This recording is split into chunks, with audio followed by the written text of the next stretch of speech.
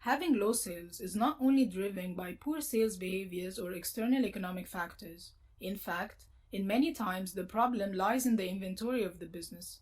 Issues with inventory could be not having the right type of inventory, in other words, the assortment is not right, or not having the right amount of inventory, so the stock level is not appropriate to support the sales we want to generate. So the first thing to check is inventory level. Do we have the right amount of inventory to support our sales? This is measured by checking the stock on hand report and calculating the forward stock cover for our existing inventory. You might say, I've calculated forward stock cover and found it to be 1 month, while the target is 3 months, because we turn our inventory 4 times in a year.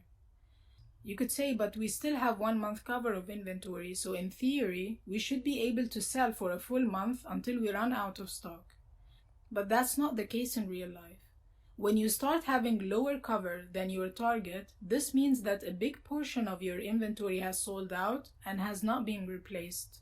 Usually, this portion is also your best sellers. Let's take an example. I am selling this pair of shoes, and it comes in 2 colors and 20 different sizes. Usually, the best-selling sizes and colors will sell out first, so while in theory, I still have 1 month cover, however, I'm already sold out of the most popular sizes and colors, and so chances are very high that customers who come to shop will not find their sizes and I will lose the sale. So on paper, I should be able to sell, but in reality, I am not. That's why we should always maintain an adequate forward cover that's appropriate to our retail category. Because when this drops, we start getting broken sizes and sell out of our most attractive merchandise. To check that, we need to generate the sell-through report to see what we still have in the business and what we've been sold out of. Another similar problem related to the type of inventory is freshness. You might say, I have a very high level of inventory at 6 months cover, while I only need 3 months. I'm actually overstocked and still my sales are not coming. In this case, we check what kind of inventory do you have. We generate the stock aging report and see if we have freshness. Chances are, especially that we have an overstock problem, that we would be suffering from a freshness problem. It shows in the aging report that looks like this, where the stock is skewed towards higher age brackets and the stock level of new products is very low. This also creates a problem of blocking our open to buy, since it depends on our total level of inventory. So if we have high level of stocks, we are not able to unlock open to buy budget to buy new stocks. So while on paper the business has more than enough stock level to drive sales, in reality, this stock is old and unattractive to customers, so sales are not coming. And if they come, they would be at very low margins since the majority of the stock is already marked down and sells at low margins. This is important to understand while solving an overstock problem. If we decide to block the business from buying new inventory until it sells out the old ones, we are going to get into a freshness problem in addition to our existing overstock problem. Freshness problems could be detrimental to a lot of retail businesses such as fashion businesses, as customers will start to shift to the competition when they keep coming to the stores and find that nothing new is launching at this brand.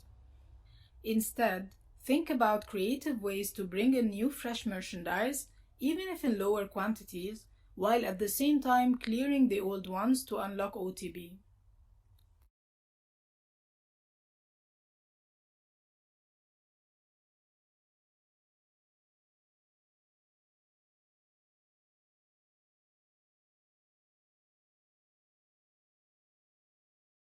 In some cases, the inventory issue is not generic, but rather specific to a certain product category. To examine that, we look into the sales mix report, which shows us sales by category. Then we compare the contribution of each category to its historical contribution to the business. If we find that one particular category is declining in its contribution, then this category might be suffering inventory issues. For example, if category A is our core category, and it normally contributes 60% of our sales, and now it's contributing 50% only, While we haven't introduced any additional categories to the business, we check the category sales year on year to see if this category is growing or declining.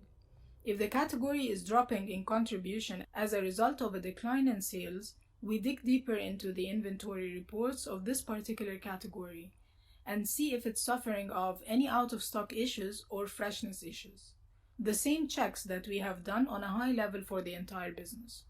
Because this is the core category, it might actually be the main reason behind poor sales performance for the entire business. And so solving the inventory issues for this category could bring us back to sales growth. So by using the category level reports, we were able to narrow down our analysis to category level and uncover the main reason behind poor sales performance. Similarly, while analyzing inventory levels at the business, we should drill down to store level inventory, especially if sales have dropped at a particular store while other stores are doing fine. Sometimes the business as a whole is adequately stocked, but due to replenishment or merchandising problems, the stores are not getting the adequate stock to deliver sales.